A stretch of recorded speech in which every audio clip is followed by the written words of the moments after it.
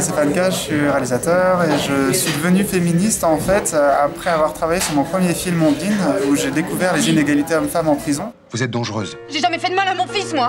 À partir de maintenant, la moindre petite infraction, je convoquerai le juge des enfants. Et ensuite, après ça, j'ai commencé à les voir à l'extérieur et à apprendre à les regarder et maintenant je les vois partout.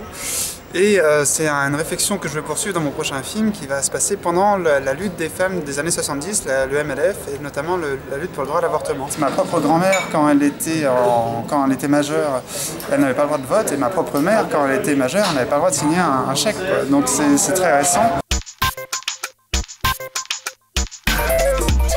Seulement 11% des films respectent ça, donc ont autant de personnages féminins que masculins. Et de manière générale, en moyenne, c'est 70% de personnages masculins. Aussi, plus d'une sur 4 était nue dans les films, donc plus d'une comédienne sur 4 doit se déshabiller pour jouer son rôle.